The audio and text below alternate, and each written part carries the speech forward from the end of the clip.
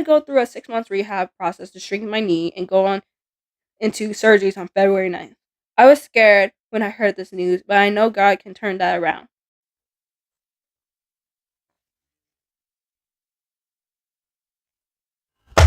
Freshman year, one of the most challenging years to get through school. Freshman year is a year that is first impressions.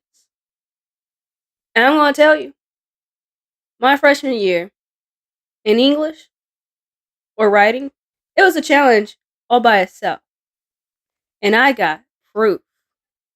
Throughout my freshman year, I had plenty of writing assignments that I had to do, from personal narratives to argumentative essays to even compare and contrast, etc.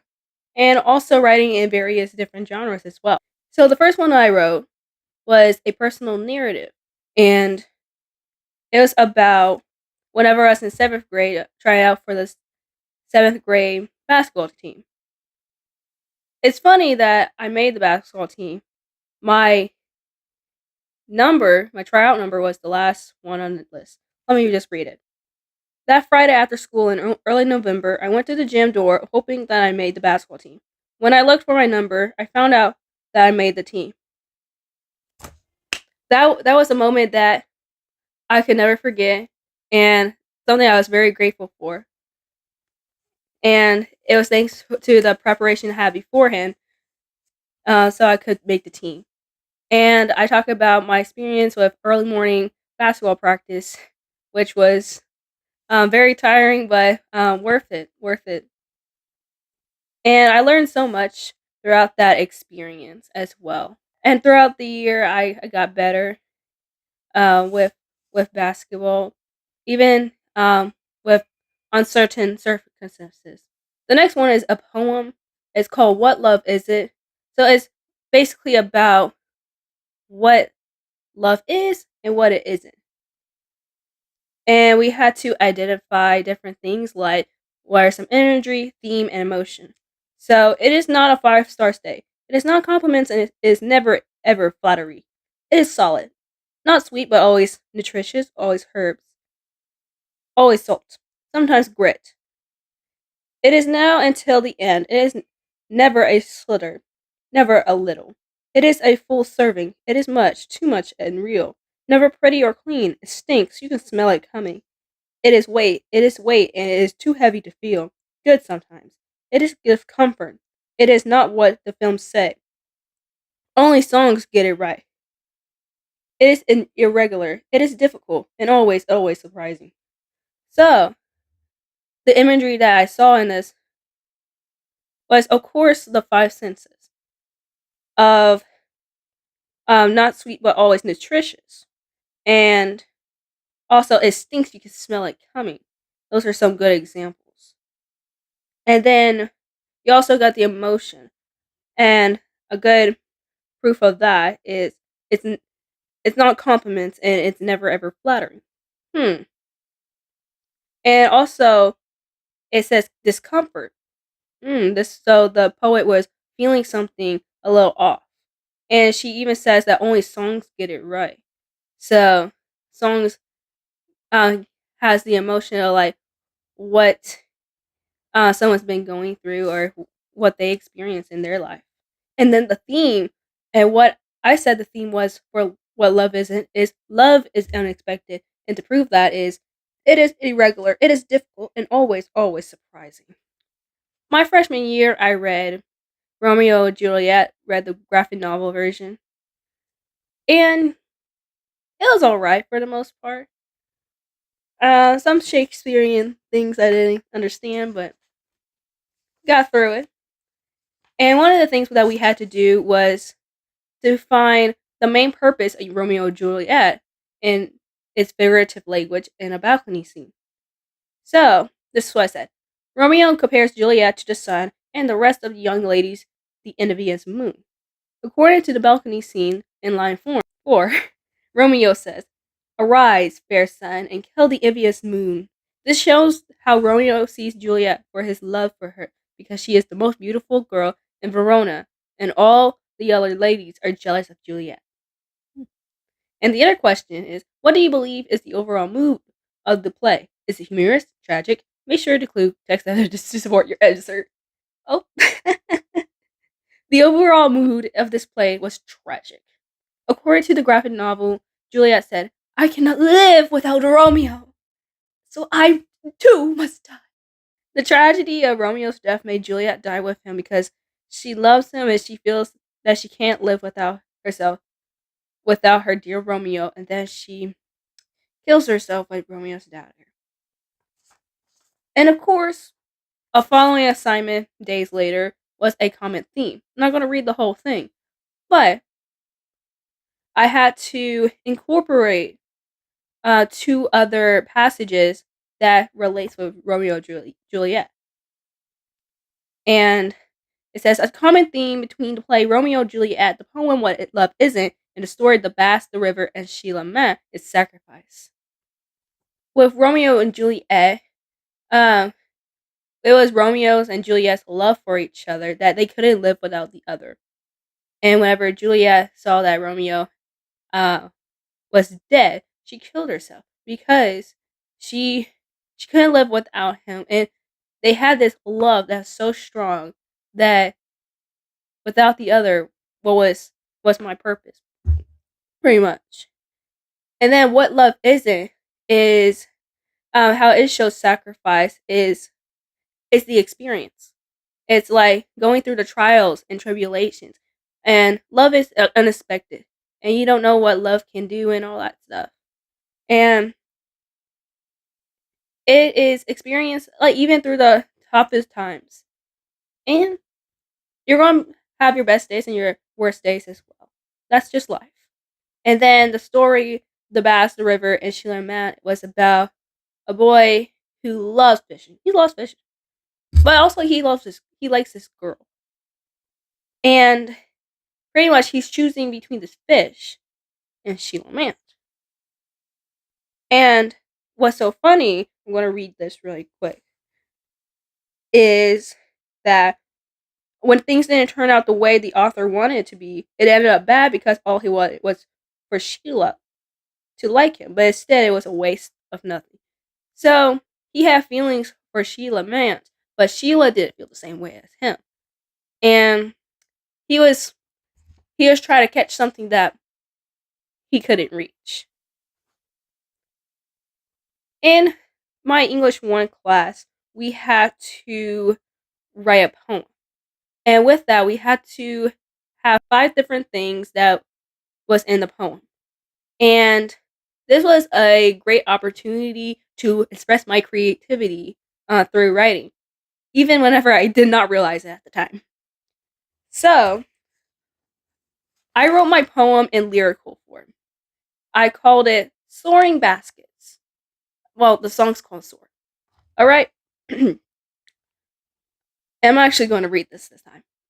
It's actually pretty good. So, I know I should have made it. I knew it wasn't my best fit. But suddenly it came to me like a dream, like it was meant to be. I need to soar higher, higher, higher. No matter what people say, show them they're never going to get their way. Show them what you got, try to take a shot, and soar. Talking behind my back, I'm stuck in the walls as I fall, thinking of what to do. Proving them wrong as they fail to truly see who I really am. Standing suddenly, stunningly, like a shooting star, watch me soar. No matter what people say, show them what they're never going to get their way. Show them what you got, try to take a shot, and soar. That ball just came to me desperately. Now soar, making my roar, or hear me roar, see me soar, I'm the mighty roar. No matter what people say, show them they're never going to get their way. Show them what you got, try to take a shot, and soar. Soar, oh soar, with a mighty roar. Soar higher, higher, higher, higher. Soar, go and soar higher. So, 5 things that I noticed in the poem was, first of all, imagery. So, talking behind my back, I'm stuck in the walls as I fall, thinking what to do. So, this is me saying, okay, I'm hearing these things. I'm hearing of doubt and that I don't belong. And the wall is that barrier, in other words. Number 2 is simile. So, first one is I'm stuck in the walls as I fall. I'm comparing myself to something broken. A wall that's been just so old is ready to fall off. Number 2 is it came to me like a dream, like it was meant to be. So, I'm comparing this events in life to a dream that could have possibly happened. And like it was meant to be, it actually really happened. And then the other one is standing suddenly stunning like a shooting star. So I'm comparing myself to a shooting star that came out of nowhere, out of luck. Number 3 was a metaphor. So watch me soar. So watch me soar. Watch me. I'm going to prove you wrong.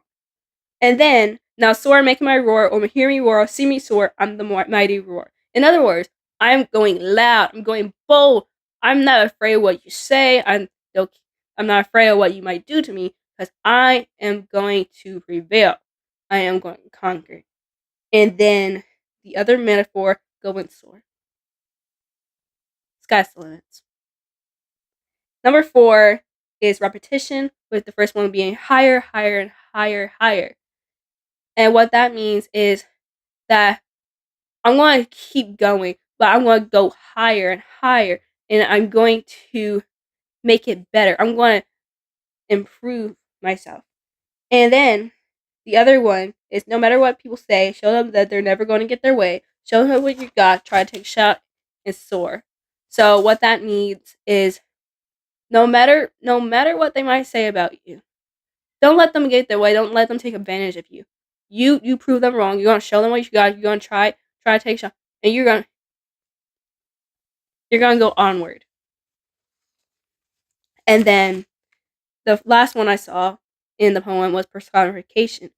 That ball just came to me desperately. So in other words, the ball is personifying the opportunity that has opened up to me.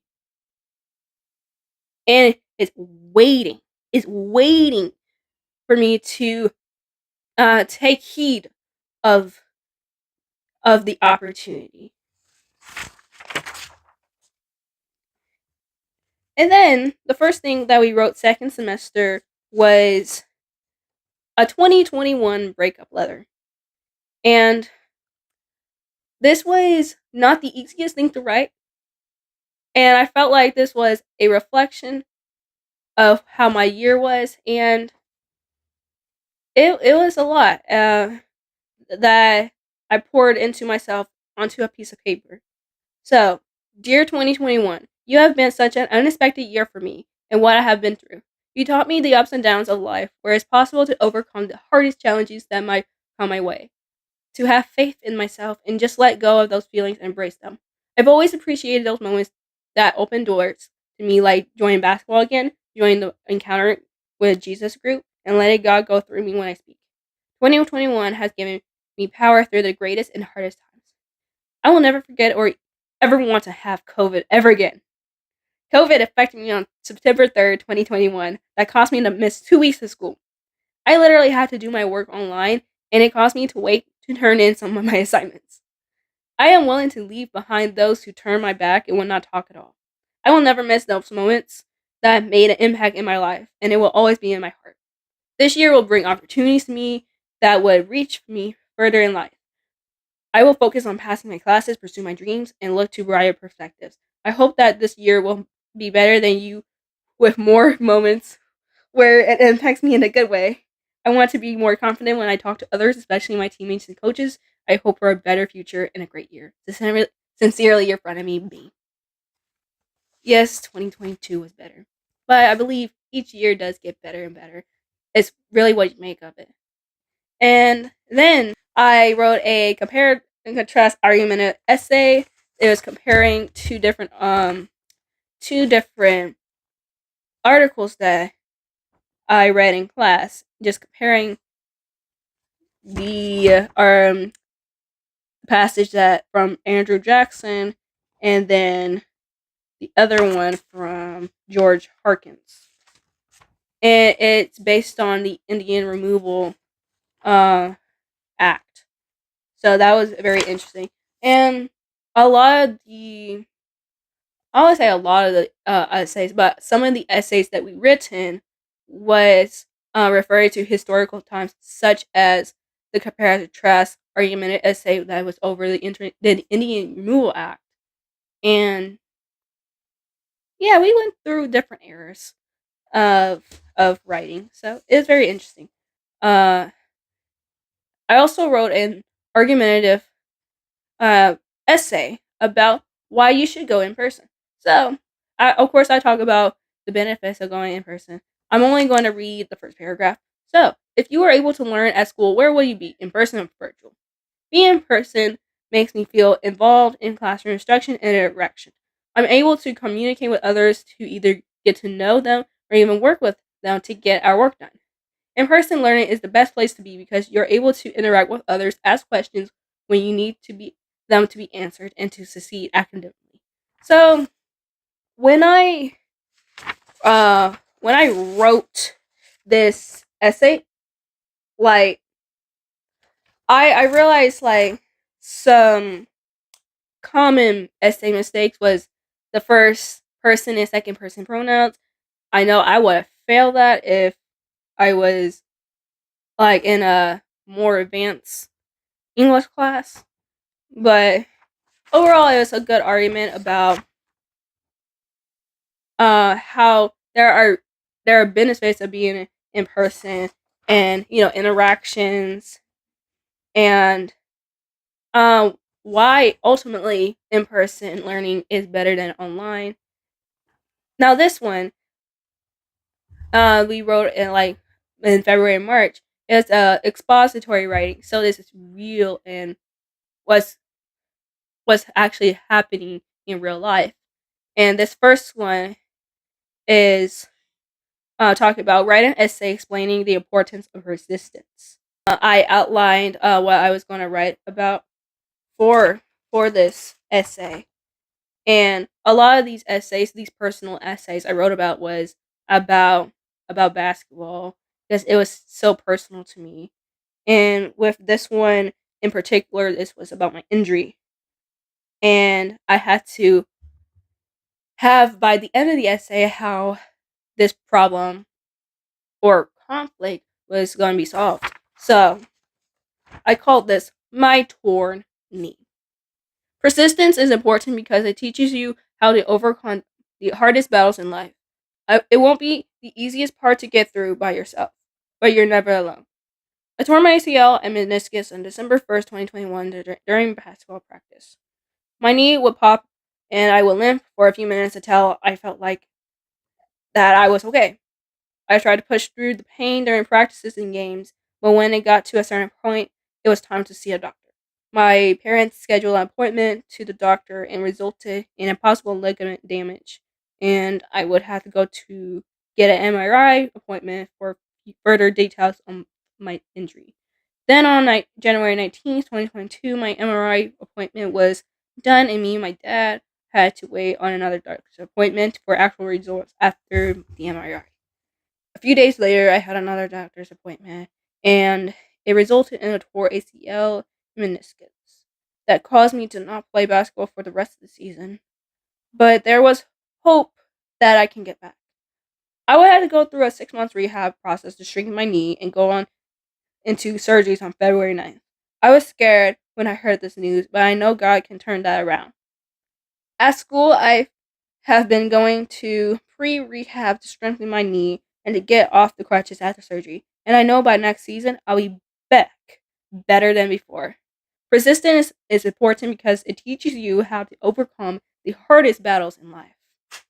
And it is so important to be optimistic and look ahead into the future that you will make it, and no matter uh, what life might hit you with, you are not alone, and you can do anything. You just cannot give up on yourself.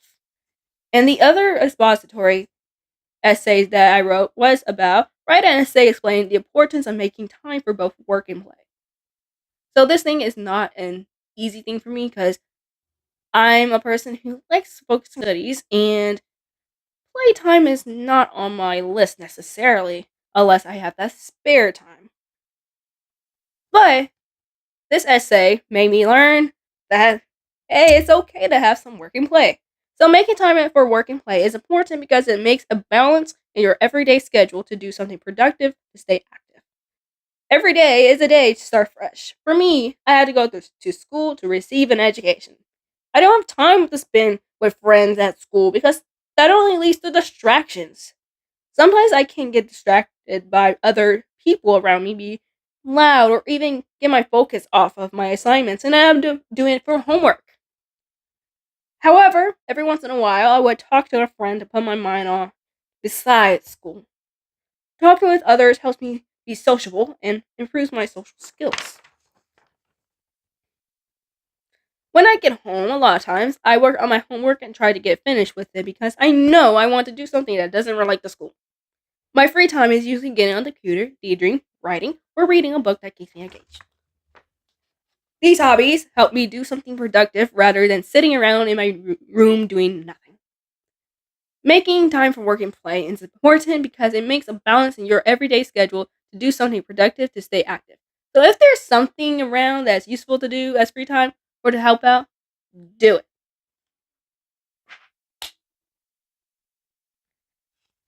The next thing I have is a poem that I wrote. It was a part of a book project that we had to do. So I read this book called Scythe, called no, Shataman. Let me get the book really quick. So as you can see, I have the whole series right here. Got for Christmas about 3 years ago. I read the first book was Scythe. I did not know that it was a trilogy until I finished the book, but it was very enjoyable. I loved it so much. I eventually got this. And fun fact, I made a another part of the project was like making a action figure or sometimes a doll. So I made Faraday. Faraday's this red person with this his weapon of choice. So I made this poem. It's called Rowan. Rowan is one of the main characters in Scythe, and he is someone who is training to be a Scythe. So let's read this. And sorry if this has a little bias, but here we go. Rowan, our first meet was like I was born again. Your clumsiness and desperation blinds me. I don't know if you're good or bad. Becoming a Scythe's apprentice was sudden, but it changed life eternally. You fell in love without consent, but you fell for her even when time was near. You were with her till your first clay. You both failed and were judged. Upon disgrace and now complete to one's end, but Faraday had to fall. Now you went to Goddard, Cetra went to Scurry. Now you're both pieces of a shattered world, trying to get past your old side's passing. You trained with the best with gleans, but his motives and goals were ambitious like go. Who to trust, who to turn, there's no going back now. One ordained, other to be gleaned, it's all of you. No one else will decide your fate. Sorry, that was too good to rap. And the other part of the project was obviously comparing and contrasting two different stories.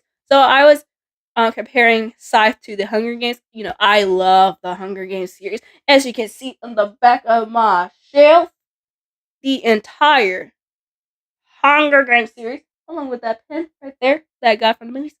So, yep. And I'm basically comparing the similarities and differences between the two. And I really loved it. I was like, I can talk all day about it. Like, for reals. I said they were both trilogies, they were in dystopian times, and oh man, it's every person for themselves, like survival and all that stuff. Very fun. Let's see. Do I have a. Oh, I love the conclusion. Let me read the conclusion. Okay? Both stories had to defy the odds to still be alive and continue throughout their trilogies. I love that. I love that so much. I'll say, which book's my favorite? Let's see. No, the third was my least favorite. I like the second one, but the first one really started it off. So I gotta say the first one. And then with the Scythe books, I had to say the first one. Automatic, the first one. Like, seriously, it is. And the last thing that I did with writing in my English class was we had this final research project. And we were able to choose a topic. And I made a video about it. So if you want to see that, put your comments below. Anyways, I made a script about the Hunger Games. Yes, I love the Hunger Games. Yes, I did do my research on the Hunger Games. Loved it so much. I really did my best on covering that topic. Loved it so much. I made a script about it, and had little details. I try to like outline it a little bit, make it a little professional, and in case you're interested in, I don't know, screenwriting, or you think, oh, can this girl write a script? And when I turned it in, it's so funny because a few days later, my English 1 teacher told me that it could have went to a film festival, and I was not willing to shorten it to 2 to 3 minutes. So it was the opportunity that I passed on. Well, just because I didn't want to shorten it, because I was like, I believe in my project. You know what I mean? I don't know. I don't know what would have happened if I just shortened it. Like, I was capable of shortening it. I was just like, I believe in my cake. You know how you like believe that your product will do really well, and if someone asks you to do something like shorten it or make it something else, like maybe I could have just made a second version of the video. So that's my regrets. It could have been the best film of so, but it's okay. But that's my freshman year of writing. So comment below what was your favorite part, and coming on next is the sophomore year of writing. And sneak peek, you get to hear me rant.